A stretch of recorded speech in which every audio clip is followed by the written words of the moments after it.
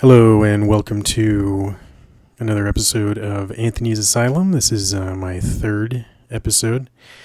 I am Anthony, your host, and today we're going to be going over a little bit of Comic-Con. We're going to be going over a lot of Star Wars. In fact, this is going to be my unabashed, shameless Star Wars episode edition of Anthony's Asylum. Okay, and here we go. Star Wars, nothing but Star Wars. Okay, great. I'm going to end that right there.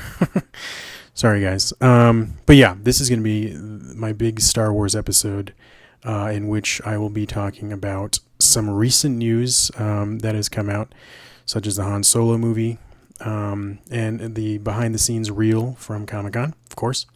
And then, of course, what Star Wars means to me. And then of course, being a film guy, being a filmmaker, I should say, an indie filmmaker, I do want to go into a little bit of the film versus digital debate, as I feel like it is, I think it's worth talking about, especially in light of, what we've seen with Star Wars as of late.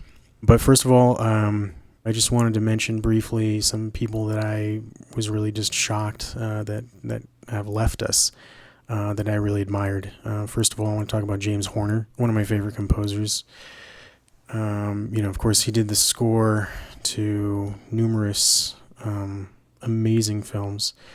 One of my favorites is Star Trek II, The Wrath of Khan. Was actually his first Hollywood score. And I think, man, if you go watch that movie, I mean, you can't imagine it without James Horner's amazing music. I mean, that whole intro music, the theme, and just everything in that, and Khan's music, and I mean, it's fantastic. And then, of course, he did one of my personal favorite movies, Willow, which was one of Ron Howard's first movies.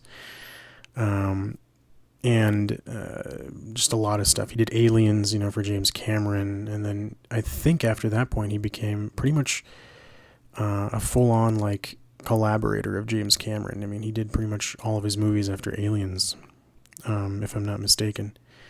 I think he did The Abyss. I don't know if he did Terminator 2, but of course Titanic, which is I think what James Horner is probably most famous for. He won an Oscar two Oscars for that film, for his score and for the, of course, infamous or famous song, I guess, if you do like it. I'm not too big of a fan of that song or that movie in particular, but that's a conversation for another day. And of course, Avatar, and he will be sorely missed. Like I said, I loved his music, and I was always looking forward to any new scores that he was going to work on.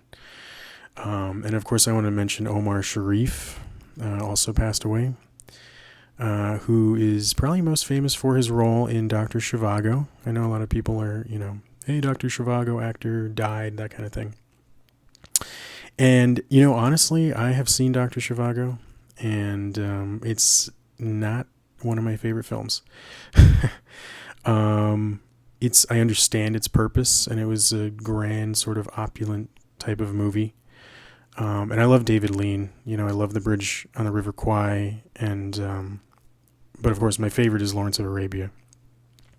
And that is the film I'll always remember Omar Sharif for, is that film, and his amazing portrayal of Sharif Ali just continuously blows me away every time. I mean, I watch that movie at least once a year. I try to. It's one of my favorite films.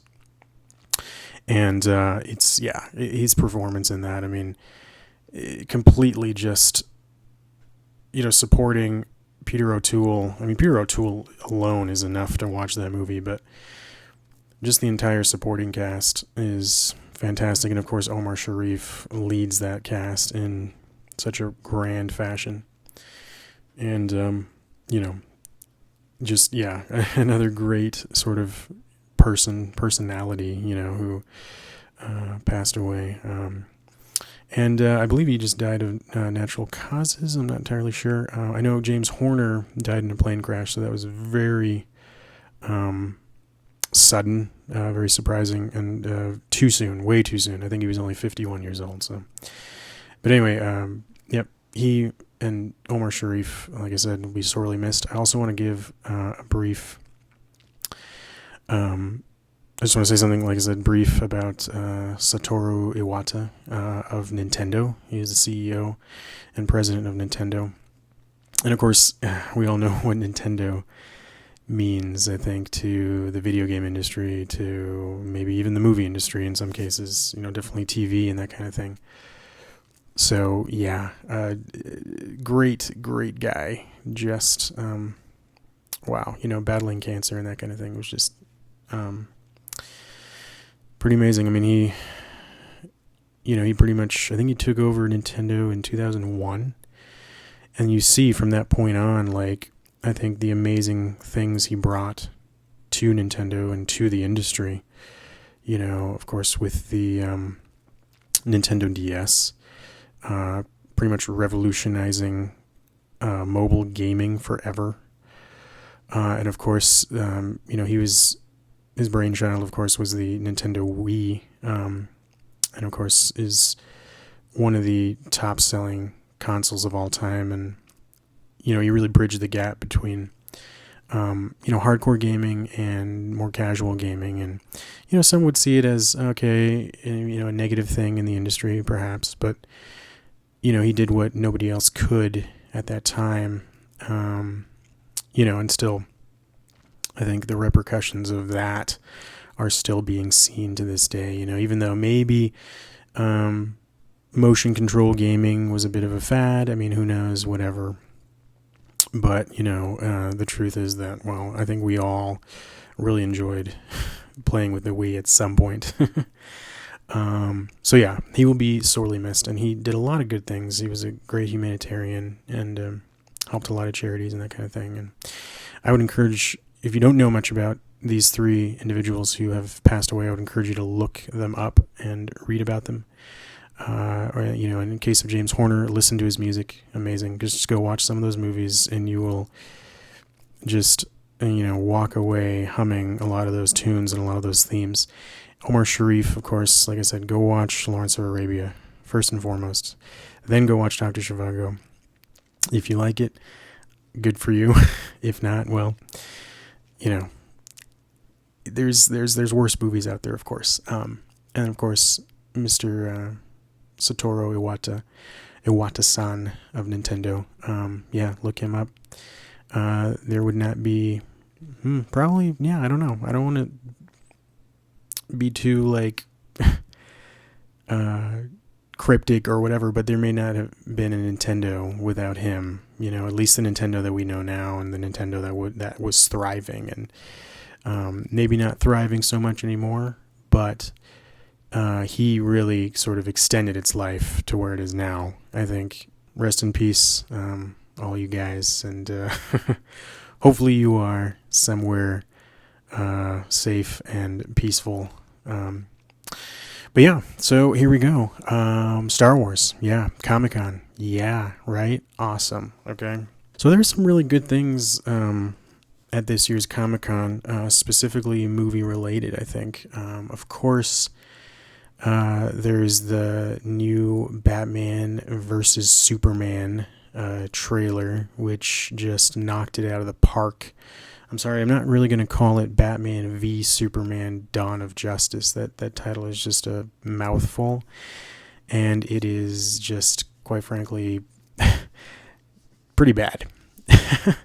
So I'm just going to call it, Batman versus Superman. That's what I know it as. That's what, that was the main kind of story. And it's cool to see now we're getting, we saw that first trailer kind of earlier in the year, which was really just a teaser, but now we're seeing we're seeing stuff, which is cool. We're seeing the actual fight. We're seeing kind of their two different perspectives. Superman's perspective is, that Batman is this vigilante who's just out for revenge, for his parents' untimely murder and that kind of thing. And So it's interesting to see that side. It's interesting to see Clark Kent actually going out being a reporter. You know what I mean? Because I don't think we've ever seen that in any of the movies to date, as far as I'm concerned. So it's actually cool to see him doing that, and kind of really interested in that.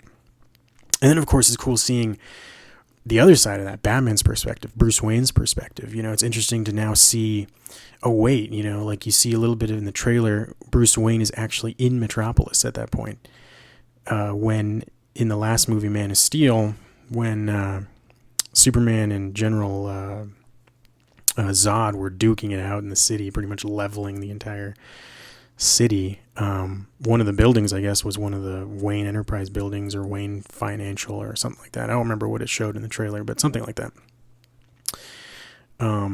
So he killed probably hundreds, if not thousands of Wayne employees at that point. So it is kind of interesting. Like, you kind of think about that with the first movie. You're like, wow, like there's just so much devastation. It kind of takes it almost to a sick level, almost like, geez, like they just leveled the whole city. I mean, it's crazy. And then you start thinking about, wow, like what are the implications of that? So I think, we're going to see that in the new Batman versus Superman movie. Is kind of like, wow, what's the deal here? I mean, just because Superman is super and can save people and do all these really great things, he needs to be held accountable for destruction and what is this going to cost the city? What is this going to cost the government? What is this going to cost citizens, taxpayers, us, everybody, So yeah, I don't know. That was just really cool. I think it's going to be cool to just to see that, just to see those two different perspectives. I think I'm there for that. You know what I mean? Like beyond that, like all the other stuff's going to be just freaking cool. Bonus stuff, like seeing Wonder Woman, that was freaking cool. I think just to finally see her, in a big movie now, like this is going to be her big screen debut. I mean, that's just insane to think about. She has long been a staple of DC Comics. I mean, just long. I mean, as long as Batman and Superman, and it's just really a shame that we have not seen her take the spotlight until now, and not even taking the spotlight. She's going to be a supporting character in this, and we'll see, when the movie releases next March, just how much of a supporting character she is, of course. And I hope what they do, I hope they can balance it well, quite frankly. I hope that, whatever we do see of these extra characters, obviously, Batman and Superman are going to be at the forefront. I mean, they are the ones who are, they are the Justice League. Without them, there's, not really anybody else. And you could argue, obviously, without Wonder Woman and that kind of thing. But, so yeah, I mean, but after that, I hope that the characters that they do introduce are going to be introduced well and developed, to a certain point that we can see, okay, where this is going, the relationships are building, that kind of thing, that will clearly lead into another movie. So they're obviously introducing Wonder Woman. They're obviously introducing The Flash, I believe, and Aquaman. Not sure about the Martian Manhunter just yet. We'll just have to see. I mean, it's weird, though. Like, Jesse Eisenberg with that hair, like, he's got to be bald, right? It's Lex Luthor. He's got to be bald. So he's obviously wearing a wig or something like they normally do in those movies. I just don't get why they don't just make him bald right up front. Like, okay, he's Lex Luthor. He's bald. Just go with it. But anyway, yeah, I mean, it's going to be great. Like, they got elements of, The Dark Knight Returns, the Frank Miller graphic novel. They got elements of the World's Finest, the animated movie, as well as the comic series. So, yeah, I mean, that looks great. It's going to be amazing. So we have that. Then, of course, we have the Suicide Squad trailer. So, I mean, pretty big, like, in terms of, like, the trailers of movies that we've seen so far. Like, I think the ones of note are the really big DC movies that are coming out next year, which is good. It's good for DC, finally seeing them kind of come into their own. Like, okay, what are they going to bring to the table that is different than the Marvel movies, And that trailer, like, it just is creepy. which is good because it's Suicide Squad. And for any of you who have been watching Arrow on the CW, great show, by the way, if you have not. It's available currently on Netflix. Obviously, it only has, because it just ended its third season, so it only has, I think, the first 2 seasons on Netflix. But if you have Hulu or Hulu Plus, which it's dropping the Plus pretty soon, I guess. But anyway, if you have Hulu, I think you should be able to watch the entire season, if not probably just the last few episodes or something. But I'm not even sure if they have the other seasons. So probably your best bet, if you haven't seen it, is just go on Netflix and just kind of just binge watch it, because I mean it's that good. You're not gonna want to stop watching it. I know when it first came out, like I didn't have Hulu. I was hearing all these good things about it, and I saw it on Netflix. And I saw the first season, I think, in I don't know, a couple of days, and I was hooked. But anyway, for those of you who have been seeing it or have been watching the show, you'll know that they have introduced the Suicide Squad to some degree in that show. And they had characters like Deadshot, but the Suicide Squad movie now they're coming out with is completely unrelated to what they did in Arrow. And of course, this is going to be the big, villains, that we know and love. At least definitely Joker and Harley Quinn are the real standouts. Deadshot is being played by Will Smith, which will be kind of interesting. He's really kind of the big, actor in that movie. But of course, Jared Leto, you don't really see much of him in that trailer until the very end. And then you're like, whoa, I don't know. It's just a very cool, reveal and a very cool take on the Joker. I like the more, don't get me wrong, I've loved all the iterations of the Joker to date. I've loved Cesar Romero in the Batman TV series. He was the one reason I watched that show. I just loved every time Cesar Romero came on as the Joker. I was like, oh my God, this is brilliant. He was the embodiment, the living embodiment of the Joker at that time. And then of course Jack Nicholson in the 1989 Batman movie. I mean, who could forget that, And then of course in The Dark Knight, Heath Ledger as the Joker, and unforgettable. And of course, rightly so, winning that Best Supporting Actor Oscar right there. But so yeah, pretty big shoes to fill, of course, for any actor trying to take on the Joker. But Jared Leto, who knows? We don't know anything yet besides what we've now seen in that trailer, and I think, really, really good so far. I like the cleanness of the Joker, as opposed to Heath Ledger's kind of smeared on, sweaty kind of makeup. And of course the scars that he had, that is now not really apparent in this new Joker. So he looks pretty scarless. He's got very clean sort of white makeup. So we don't know, necessarily, is it going to be just face paint or is it going to be something else? And of course the really green, almost neon hair, very different from the Heath Ledger, more sort of grungy look, But like I said, really interesting, really cool.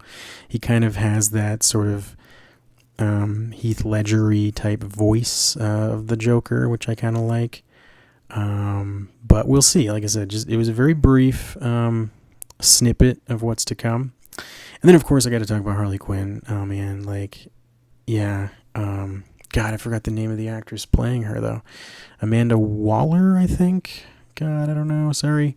But yeah, we didn't see much of her. I was hoping to really hear, the kind of classic, Harley Quinn type stuff. But we didn't really get to hear much from her, so that was kind of a bummer. But yeah, it's going to be good. I think it's going to be good. It's going to be I don't know, the A-Team meets the A-Team meets frickin' what's that one movie with The Expendables or something, I don't know, like just something like really crazy, like, whatever their reasons are for bringing in these psychos to handle these missions, I think that'll be interesting to see. But obviously, yeah, the Suicide Squad, I mean, that's why they send these guys in, because they are basically doing the jobs that nobody else will take, and they'll probably die, but that's why you send in these dudes, these villains, so I think that's going to be cool. Star Wars, guys. If you don't know by now, I am a huge Star Wars fan. I am a huge Star Wars nerd. Okay, there you go. You got me, guys. You got me. Okay. But yeah, I love Star Wars. Any bit of news that comes out about this new movie is news. Is cool. And so what we got at Comic-Con this year was the behind the scenes reel, is what they're calling it. And it goes into some cool stuff. Like, it goes into some, concept art, and then it goes into some sort of, it goes into like sort of like the animatic type stuff, and then it goes into like actual prop building, you know what I mean? Like, and like the actual sets being built, and there's like these cool, just like life-size ships, like this TIE fighter that's burning in the middle of the desert, that kind of thing. And it's always cool to hear Mark Hamill's voice, because he kind of narrates the beginning of it and kind of talks about how, everything changes, but everything stays the same, and that kind of thing. And it's a pretty cool little thing. And but yeah, it just shows some really cool imagery that we haven't seen before, and just kind of like J.J. Abrams, kind of in his element, and Kathleen Kennedy, and seeing R2-D2, and a lot of puppetry, which is kind of interesting, and a lot of people in suits and things like that. And of course, it's always great to see Warwick Davis, who played Wicket the Ewok in the original trilogy, and played a number of characters throughout the rest of the series in the prequel trilogy. And of course, Peter Mayhew as Chewbacca in the suit and that kind of thing. And all the actors back. Mark Hamill with a beard as Luke Skywalker. That's going to be amazing. Harrison Ford, Carrie Fisher, and of course the new actors that are Daisy Ridley, playing Rey. John Boyega, I think it's Boyega, playing Finn, and then of course Oscar Isaac playing Poe Dameron, who he says is the best fighter pilot in the galaxy. So I don't know. We'll see about that. But yeah, just a lot of cool stuff. And then, of course, we see a little glimpse of Simon Pegg. There was a rumor of him being in the movie somewhere as, just having a cameo. I don't know. He seems to be playing some kind of character in a suit, in some kind of... He's either doing some kind of puppetry or he's, something. But we'll see if we can spot him when the movie comes out. And, of course, the movie is releasing this December. God, I can't believe it's already July. We're halfway through July, guys. And girls, of course. Yeah, so wow, like it's just, I don't know, it's flying by, but it still seems so far away. Like, oh man, that's what I'm going to be watching for my birthday. My birthday's in December, so it's like, that's going to be the perfect treat for me. But I kind of want to talk a little bit about the news that kind of came out right before Comic-Con, which was rumored to be happening, but now we have confirmation, full-on confirmation that yes, a Han Solo movie is being made. And yes, it will be an origin movie of some sort, which will show some pretty cool stuff. Like, I don't know if it'll be like a kid Han Solo and then kind of like growing up, or if he'll be already like kind of a young adult, kind of already in his element, that kind of thing. But I think one of the cool things that everybody wants to see, or at least I want to see, is, how he and Chewbacca meet officially. This is not canon anymore. This is the thing about Disney buying Lucasfilm from George Lucas, of course, is that I guess, they determined that the EU, the expanded universe, which means the books, the video games, that kind of thing, are no longer canon. Which is kind of a shame. I mean, I was kind of bummed by that when they announced it.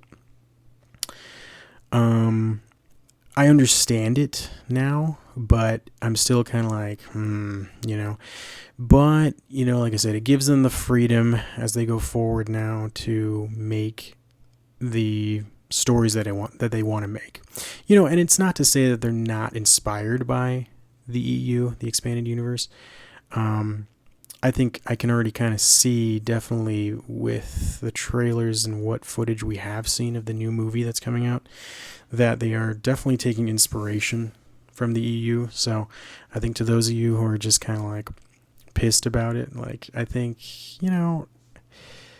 we should wait. We obviously need to wait and see. But now that stuff's not canon, I think the way they met was through the sort of common knowledge, sort of accepted meeting between Han and Chewbacca, as far as I know, was that Chewbacca was a slave, essentially, an Imperial slave when it was the Galactic Empire. Because when they took over Kashyyyk and they took over all these other planets, and the Wookiees were chief laborers, chief slaves, for the Empire, because they were big and they were strong and they could do all these things that, humans couldn't really do, and they could do it better, of course. And so Chewbacca was one of these slaves, and he was freed somehow. I don't remember exactly. I think Han ends up in prison somehow, or ends up somewhere where he meets Chewbacca, and he ends up saving Chewie's life, which is, Wookiees have this sort of code, if somebody saves their life or whatever, they owe you a life debt. And so that's basically what happens with Chewie and Han. He frees him and that kind of thing. And so Chewie kind of tags along with Han because he owes him this life debt. And of course, through their course, the course of adventures and all these different things, tagging along with him, he becomes more than just that. He becomes a friend, and they become partners, and they become lifelong friends and that kind of thing. So I don't know. So I hope they keep some of that in there. I hope that, it's kind of hard to tell where they're going to go with it, obviously, because, they may already have a script. I don't know. I guess the movie is supposed to be releasing soon. I don't know, about maybe 2 years, 3 years, something like that. I don't know. So I guess they have some time. Because this year that's right. This year is episode 7. Next year is going to be the Rogue One movie, which is going to be all about like X-Wing Squadron and all that kind of stuff, which is going to be really exciting. But I guess it's going to be that one's going to be interesting because that's going to be set in between episodes 3 and 4. So kind of bridging the gap there. I don't know if we'll be seeing any major characters, at least any major characters that we've seen in the Star Wars movies thus far. Probably not, because obviously you can't really have a young Luke Skywalker and a young Princess Leia or that kind of thing, At least I hope they don't do that, God. But yeah, so kind of supposed to be an original story, just focused on the X-Wing Squadron and the Rebel Alliance, that kind of thing, just more from the pilot's perspective, I guess, and how they steal the Death Star plans, and that kind of thing. So I don't know. I guess we might be seeing Princess Leia. I'm just hoping that they don't do like a total. God, I don't know. That'll be interesting. But anyway, back to the Han Solo movie. The kind of other interesting news about that is that it's going to be directed by Chris Miller and Phil Lord, who did the Lego movie. So that was really interesting to me. Like, wow, I love the Lego movie. That was just fantastic. One of my favorite movies from last year. And I'm still mad about the fact that it wasn't even nominated for a Best Animated Feature award at the Oscars last year. God, that was weird. Anyway, but yeah, those guys are doing it. So, no word yet on whether they or who they got to write it. I think they may be pitching in with the story. I heard Lawrence Kasdan and his son maybe doing something with it. Yeah, but who knows? And Lawrence Kasdan, of course, for those of you who don't know, is the writer of The Empire Strikes Back, one of the co-writers of that, also one of the co-writers of Return of the Jedi, also the writer of Raiders of the Lost Ark. So fantastic. I mean, he's a writer-director. He's done a lot of stuff. And he's the one guy that I fully trust. I'm so glad to see him in as big of a role as he is in these new Star Wars movies going forward. So that is a big relief for me. Because besides, I don't know. Anyway, I guess I'll go into this now. I'll go into kind of what Star Wars means to me, I guess. Like I said, I'm a huge Star Wars fan. I think that goes without saying. I grew up with the Star Wars movies. I used to watch them all the time.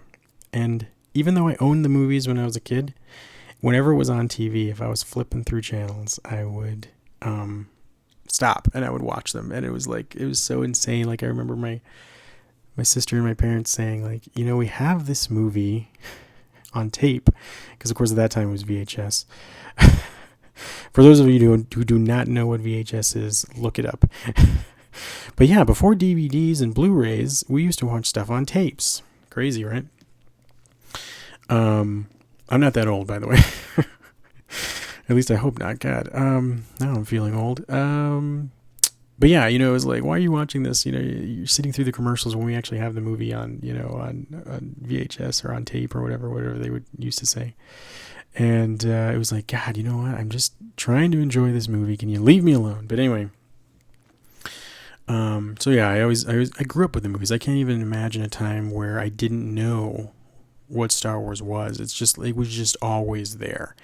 And I grew up, like I said, in a time where I grew up in the 80s, so Star Wars was already around for years before I was born, and so it was already part of the pop culture, And so my dad was a fan, and so of course I'm a fan, and I kind of grew up with it, and so, and of course the first time I saw a Star Wars movie in theaters, because I had never seen them, I just didn't have the opportunity, was in 97 when they did the special editions. And just was blown away again, of course. And then with the prequels coming out, the first one, of course, The Phantom Menace in 99, I know you were all expecting me to say I washed my hands clean of Star Wars and never went back, and I hated Star Wars from then on. But I'm not going to say that because it's not true. I fell in love with Star Wars again. It was like I said, the first new Star Wars movie I had seen in theaters in 99. How old was I? 13. So there you go. Now you know how old I am if you do the math. I think I was 12 or 13, something like that. So I was a precocious young teenager. And I was a nerd, and I was, the quiet guy, and didn't have that many friends and that kind of thing, and kept to myself, and did a lot of my own little things, with art and creating stuff, and always writing, and always, drawing and that kind of thing. But I don't know, I fell in love with that movie, and I can't explain it. It's one of those things. But yeah, so I grew up kind of loving the prequel movies. Of course, I saw Attack of the Clones in 2002, and then of course in 2005, Revenge of the Sith. Saw all the movies numerous times and just loved them, that I don't know, that's just it. Now when I see the films, now that I'm older, obviously it's okay, I get the bad acting, the bad writing. I get all that. But here's my thing too, is I think the people who are saying the original trilogy is so freaking good and so much better than the prequel trilogy are people that are just, it's all nostalgia. They're just living off their nostalgia, quite frankly. That's my opinion, because I go back and I rewatch the movies every now and then. I try and watch them every year during Star Wars Day, May the 4th, of course. May the 4th be with you. I try and do a marathon of all 6 movies. I don't always get through it, but yeah, I mean, I try and watch them, and I think watching them and rewatching them again, especially as you get older, I mean, your perspective changes a lot on movies. And I actually say this a lot to a lot of people, is if there's a movie that you didn't like a few years ago or whatever, I would recommend watching it again, because you've changed, what your perspective has changed, whatever you've gone through in the past few years has made you a slightly different person, or maybe even a wholly different person. I mean, who knows? But I do this a lot, and I've done this a lot. It's kind of an experiment that I try and do with certain movies that I didn't like back in the day. And I'm like, maybe I'll rewatch it. Maybe I'll see something different. Maybe I'll, notice something. Maybe it'll click this time or something, you know what I mean? And sometimes it doesn't. Sometimes the movie remains as stupid as it was back then. But sometimes there's a movie that is like, wow, I hated this movie back then, but now I'm watching it again 10 years later and it's actually pretty good. I guess I missed something, I guess, you know what I mean? So it's interesting. I would challenge people to do that with movies that they haven't liked. And even with movies that they have liked. Sometimes you'll notice flaws in certain things. And so that's kind of my argument with the original trilogy. I try and watch them with kind of a clean perspective. Of course, it's hard because I've grown up with them. And I've seen them so many times. But to me, anyway, the acting, especially when you think about, okay, the George Lucas written and directed one, okay, Star Wars Episode 4, A New Hope. That one in particular is not that much different from the prequel films. They're just not. I mean, and I think it's George Lucas, quite frankly. I mean, he's, probably not the best writer, not the best director, and you can see his flaws, working with actors and that kind of thing. And it was present already at that point. So I think it's kind of weird for people to say, oh my God, he can't, he's lost his touch and that kind of thing. It's just kind of like, I don't think he was that great to begin with, but he created a universe, he did something that people weren't doing then. And I think that is the lasting power of Star Wars, is the fact that, he started it, he built it, and then all these other people came in and kind of made it better, with The Empire Strikes Back, getting a different director, Irvin Kershner. He really made that movie fantastic. And Lawrence Kasdan being the co-writer, just elevating it, to another level. And then, of course, Return of the Jedi, which is not my favorite Star Wars film. Yeah, I mean, you can, I don't know. Richard Marquand was the director of that one. He also brought a certain style to it, I'm not a fan of the story as much as the other ones. You can kind of tell that they were kind of trying to rehash things. And, for me, the big draw of that movie is, of course, the father and son struggle, Luke and Anakin, Darth Vader, the whole thing there. So, I don't know. Like I said, for me, it's like I love all the Star Wars movies. I love the original trilogy and the prequel trilogy. I see the flaws in both. I see the flaws definitely in the prequel trilogy, of course. I mean, I'm not saying they're perfect. I'm not saying they're flawless, But in terms of like what I was looking for in a Star Wars movie, I thought they delivered. Is there an over-reliance on CGI? Yes. Was everything fake? No. And that's kind of my issue with the new movie that's coming out. It's kind of interesting to me that every time you see J.J. Abrams or Kathleen Kennedy on camera, they're like, they have to make a point, like, oh, we're shooting this on film, guys. Or, hey, we're everything is real. We're using real sets. We're using real props. We're using, you know what I mean? All this kind of stuff. And it's like, We're not stupid, guys. I've watched the behind the scenes footage and features, bonus features on all the Star Wars DVDs, and especially in the prequel films, they were using a lot of models, they were using a lot of sets, they were using a lot of props. It's just, I don't know. To me, it's like, I don't know. I feel like they're snubbing the prequel films. And to me, like, if you are now the people in charge of these movies, you should be embracing everything. You should be, of course, learning from past mistakes.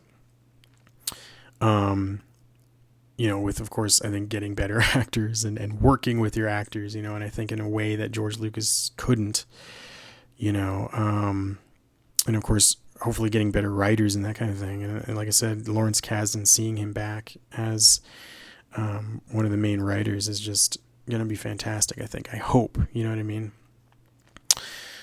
So, like I said, it's just a matter of being realistic. I think, honestly, all the people who say the original trilogy is so much better than the prequel trilogy is just, it's nostalgia. It's what it is, and of course, when you start thinking back on how awesome it was, I mean, it's going to be, the best thing ever, but just kind of sit down, if you haven't, watch them back to back, watch them side by side, whatever, and you're going to notice similarities. You're going to notice, they both have strengths and weaknesses, and just like any movie, I mean, you know what I mean? Like, it's just, I don't know, but I think I'm a Star Wars fan, and that means I like everything that that is Star Wars. You know what I mean? I'm not gonna discriminate. I'm not gonna say, oh, the prequels don't exist, or the prequels were trash and whatever. I mean, there were some good moments in those films,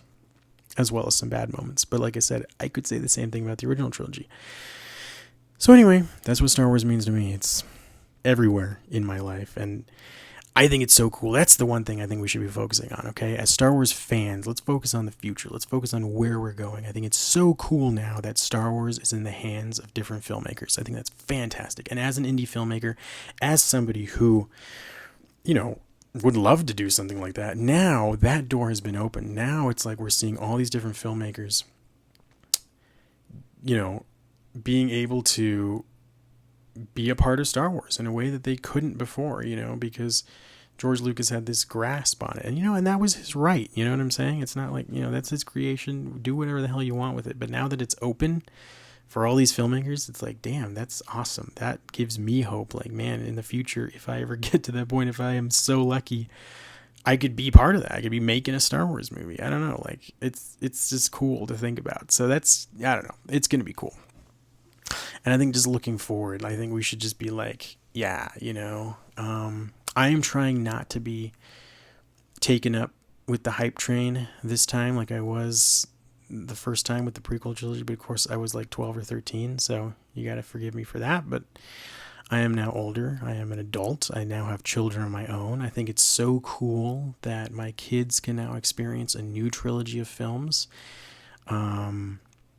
In the Star Wars universe. I think that's going to be great. I think it's just like, I think it's cool that in a way they kind of, for every generation, there's going to be this new Star Wars trilogy or something. I don't know if they're going to do that, but that would be great. That would be awesome. You know what I mean? Like, now my kids can kind of see what I went through, what I enjoyed growing up and that kind of thing. And they're, of course, they of course have already seen the other movies, the older movies, and of course the prequel trilogy and that kind of thing. So it's not like they're foreign to it, but I think to finally see something new on the big screen, that's really going to be powerful. And like I said, we just have, like a few short months, hopefully, I don't know. So December, Star Wars Episode 7. I was about to say Attack of the Clones. God, no. No, The Force Awakens. And, oh God, that title, Star Wars The Force Awakens, right? I'm still kind of on the fence about that. I feel like it's too passive of a title. Like, we kind of need something a little bit more. Like the other titles, right? The Phantom Menace, Attack of the Clones, Revenge of the Sith, A New Hope. I guess, that one's a little passive, I guess. But A New Hope, it's not like a... I don't know. Empire Strikes Back, of course, is the best one. Return of the Jedi, you know what I mean? Like, they're all just like, you know. The Force Awakens, I don't know, it just doesn't have the same flair. I don't know. But we'll see. Anyway. And then, God, I am going really long here, guys, so sorry. But I kind of wanted to get into the whole, like, film versus digital debate. You know, a lot of people say, or a lot of the digital people say that film is dead. And I don't think that's true, and I don't think it ever will be true. I think film will always be here to stay, and I think it needs to. And I think that's kind of, it's been a medium of movies since they were created. I mean, that's how it started, and I think it'll be here for a long time. Now, that's not to discount digital at all. And I think digital has made huge strides. And I think it is attributable to the Star Wars movies, the prequel films, quite honestly. George Lucas, you know, kind of leading that digital revolution with Attack of the Clones. And, of course, other filmmakers like Robert Rodriguez, Zack Snyder, you know, all these dudes that are now kind of up and coming, you know, Bryan Singer. And now pretty much everyone, I mean, is shooting digitally, except for the old timers and except for some really big filmmakers, of course, like Christopher Nolan, still shoots on film and is very, very vocal about film and preserving film, and rightly so. I don't think film should go away ever. But I also don't want to discount digital and, you know, the strides that they have made. I mean, the ability to shoot now, what is it, 8K? God, I mean, you're going beyond film now. I mean, that's one of the beauties of digital, I think, is it's always going to be progressing. It's always going to be moving forward. Whereas film is film. It's going to stay film. Film has been the same film that it was 100 years ago. You know what I mean? And not to say it's not great, but there it is. Film will never change. Digital will always change. And therein lies, I guess, the dichotomy. Therein lies sort of, you know, digital is always going to be changing. Digital is always going to be getting better, or, you know, maybe worse. I don't know. But as far as we know, just getting better and getting more advanced, more intricate, more just better in all ways, hopefully. But it's kind of like, I don't know. I don't think there's a real kind of conflict there. You know what I mean? I don't get that whole thing. Like I said, being a filmmaker, I don't get the war between film and digital, like film versus digital, you know, like, oh, you're not a real filmmaker if you're shooting digital, or the digital people are saying, oh, you're just stuck in the past and that kind of thing. I mean, it's just kind of like, can't we all just get along, you know? And it kind of goes along with my criticisms of J.J. Abrams and Kathleen Kennedy, kind of just, you know, spitting out this stuff. Like, it just feels like they have this contempt for the prequel trilogy. You know, because they keep saying, like, oh, we're shooting on film and, you know, that kind of thing. I don't know. It just kind of bothers me. Like, why do they have to say that? You know, it's kind of like, okay, we're shooting on film, big deal. You know, if they were shooting on digital, I wouldn't care either. You know what I mean? Like, who cares? It doesn't really matter to me. All we want to see, I think, is a good movie that has a good story and good characters. That's all I really care about. You know what I mean? So this has been a little bit longer than usual, so sorry about that, guys, but this is my special Star Wars episode, sort of with a little bit of Comic-Con thrown in there. So thanks for listening, guys. I do want to mention that I do have a Patreon page, so please support me on Patreon, and I'm also on YouTube and Twitter and Facebook, all that kind of stuff. So this has been another episode of Anthony's Asylum. I am your host, Anthony, and I am signing out.